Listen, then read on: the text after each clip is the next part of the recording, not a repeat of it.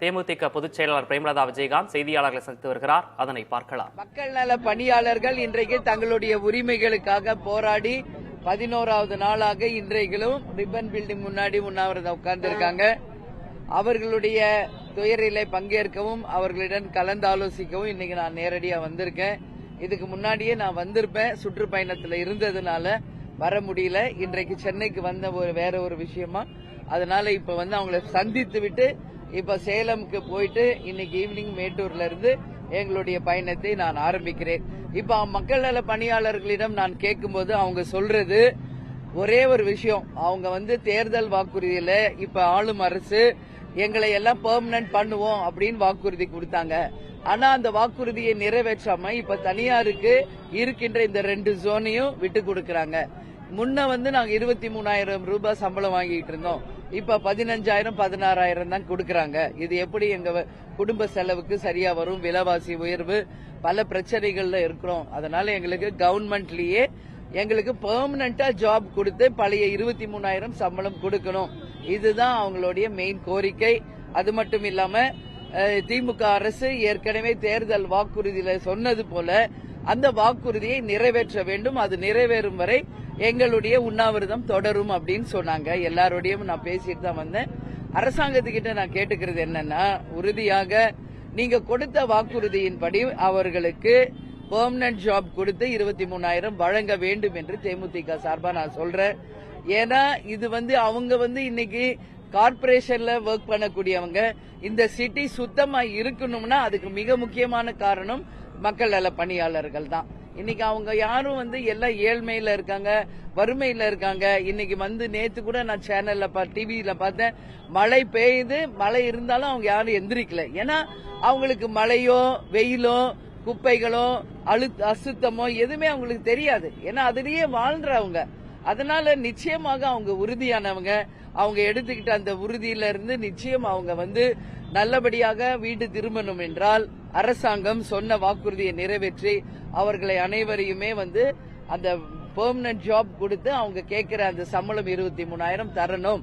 அது வரைக்கும் தேமுதிக அவங்களுக்கு துணை நிற்கும் என்று. அதனால ஜெயலலிதா அம்மையார் இரும்பு பெண்மணி. அவங்க சாதனை செய்தவர்கள், முதல்வராக இருந்தவர்கள், எத்தனையோ சவால்களை சந்தித்தவர்கள். அது மட்டும் இல்லை, என்னிடம் ஒரு முறை நான் கட்சி ஆபீஸ்ல இருக்கிறப்போ பிரஸ் மீட்ல கேட்டாங்க, அரசியலில் நீங்கள் யாரை ரோல் மாடலாக எடுத்துக்கொள்கிறீர்கள் என்று. அப்ப நான் தெளிவாக சொன்னேன், நம்ம தமிழ்நாட்டிலேயே இருக்கின்ற ஒரு ஆளுமை முதல்வராக பல சவால்களை சந்தித்து இன்னைக்கு இரும்பு பெண்மணியாக ஒரு லயன் லேடியாக இருக்கின்ற அம்மையார் ஜெயலலிதா அவர்கள் தான் என்னுடைய அரசியல் ரோல் மாடல் என்பதை நான் ஏற்கனவே பதிவு செய்திருக்கிறேன்.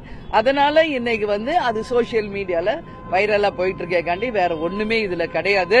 அது மட்டும் இல்ல, நீங்க கேட்கலாம், ஏன் நீங்க மட்டும் கேப்டன் படத்தை யாரும் யூஸ் பண்ணக்கூடாது, நீங்க எப்படி ஜெயலலிதா அவர்களுடைய படத்தை யூஸ் பண்ணலாம் நீங்க கேட்கலாம். அதுக்கும் நான் பதில் சொல்றேன். கேப்டன் அவர்கள் எம்ஜிஆர் அவர்களை தன்னுடைய மானசீக குருவாக நடிகராக இருந்த காலத்திலிருந்து அறிவிச்சவர்.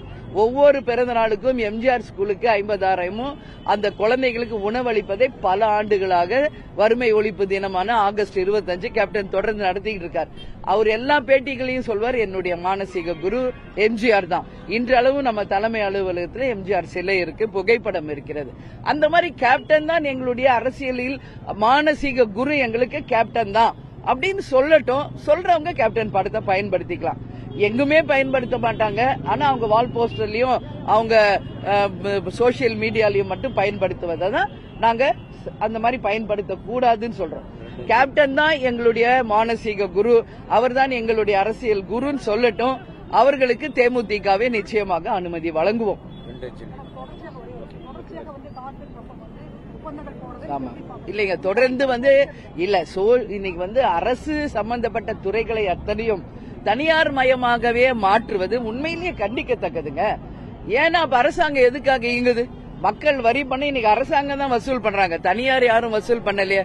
அப்போ அரசாங்கம் இன்னைக்கு ஒரு மனிதனுடைய அடிப்படை தேவைகளான இருக்க இருப்பிடம், குடிக்க தண்ணீர், உணவு, நல்ல ஒரு இன்ஃப்ராஸ்ட்ரக்சர், சாலை வசதிகள், குப்பை கூலங்கள் இல்லாத ஒரு சுத்தமான ஒரு சென்னை மாநகரை உருவாக்க வேண்டியது அரசின் கடமை.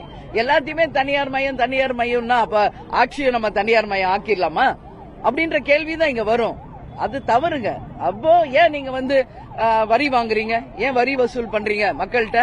இன்னைக்கு எல்லா வரியும் உயர்ந்து போயிருக்கு. கரண்ட் பில்லுல இருந்து, அதே மாதிரி இன்னைக்கு சொத்து வரியில இருந்து எல்லா விலைவாசி உயர்ந்திருக்கு. எல்லா வரிகளையும் வசூல் செய்வது கவர்மெண்ட். அப்ப கவர்மெண்ட் தான் இதை ரன் பண்ணணுமே ஒழிய தனியார்கள் யாரிடமும் ஒப்படைப்பது தவறான ஒரு முன்னுதாரணம். இது தேமுதிக வன்மையாக கண்டிக்கிறது. நன்றி எல்லா.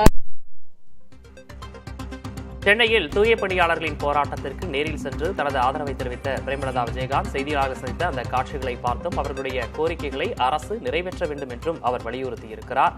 அவர் பேசிய முழு விவரங்களையும் பின்னர் வரக்கூடிய செய்திகளில் விரிவாக பார்க்கலாம்.